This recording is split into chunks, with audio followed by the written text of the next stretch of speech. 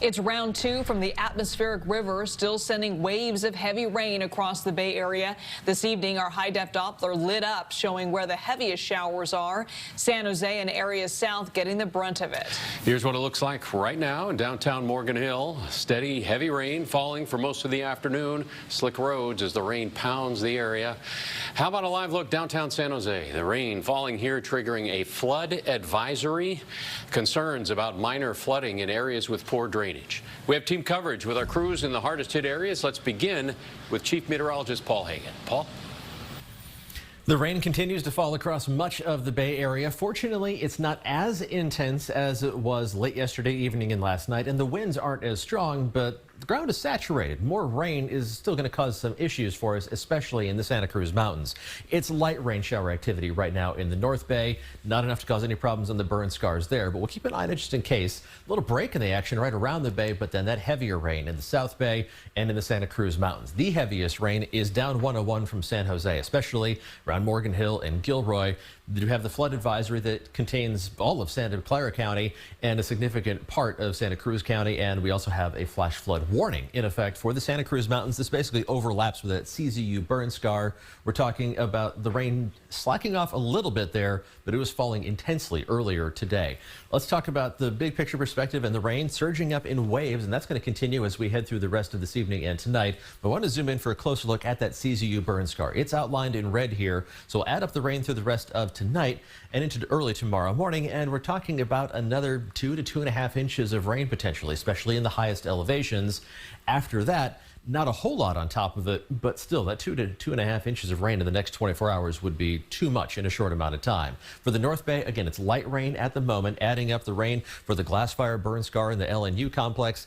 This is where we're looking at lower amounts between now and about midday tomorrow. 1/2 inch to 1 inch in most locations, and then not a whole lot more on top of that.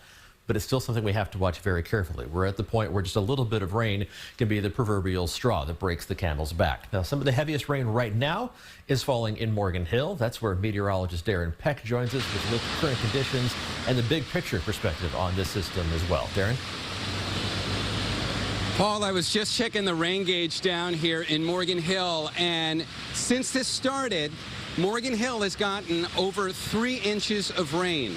Now, here's the comparison that tells this whole story. If you drive north on 101, 25 minutes, no traffic, you get into San Jose, have not even gotten an inch there yet. So where I am in Morgan Hill is just on the edge of what for the next day and a half is going to be a fairly stationary, very rainy atmospheric river. Let me show you what that looks like. Look at the satellite.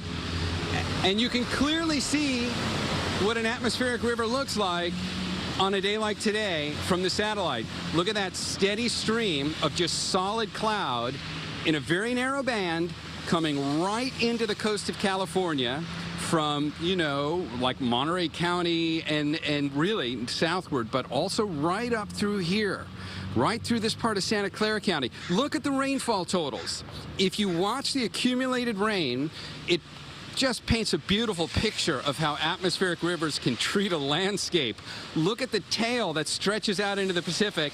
That's that plume of higher concentrations of water vapor. Placement is everything. If you happen to be the unlucky location that thing gets pointed at, you can get a deluge that will last for, in this case, a day and a half, seemingly without end. That's where the concern comes in. More on all this coming up, again, in the next half hour. For now, Paul, back to you. Thanks, Darren, and I'll come back with the full forecast in just a few minutes, including a look at Futurecast and local rainfall predictions around the Bay Area between now and the end of the week. All right, we'll look forward to that. Thank you. In the Santa Cruz Mountains, the second surge of rain means 5,000 people are still being warned not to go home. KPIX 5's Devin Feely is live in Boulder Creek, an area covered by the mandatory evacuation order. Devin? Yeah, as recently as this morning, the fire department really thought that this area had dodged a bullet. The storm's track appeared to shift to the south, and with it seemed to go the threat of mudslides. But they say all of that has changed now, and they want people to hear this message loud and clear. They say the worst of this storm is not over yet. It's burned-out areas like this that are of special concern.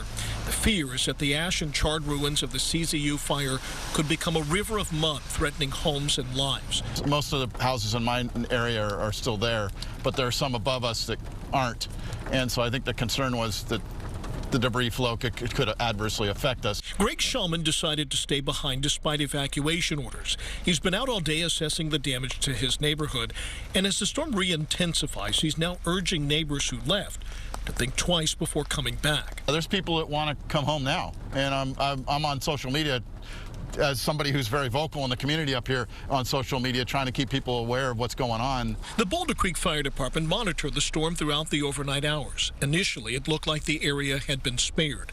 The downed trees, power outages, flooding, and potential mudslides that were feared thankfully never materialized. But the Santa Cruz Mountains are once again in the storm's path, and firefighters say the worst may be yet to come. The threat is not over by any means. We are still pre-staging resources till tomorrow. In the meantime, people are trying to make sure that their homes are ready for a storm that's already proven to be as unpredictable as it is powerful. With the flash flood warnings, we're making sure that the gutters near my house are really clean, stuff like that. And we're just doing stocking up on supplies, stuff like that. Devin, are sheriff's deputies going door to door again to get people to evacuate? The door-to-door operations, evacuations basically are over at this point. That's something they did before this storm, just decided to sit right down on top of the Santa Cruz Mountains. Now, they still want people to leave, and they're using the media to sort of amplify that message. But right now, they say that they're basically in disaster response mode. All right, Devin, thank you.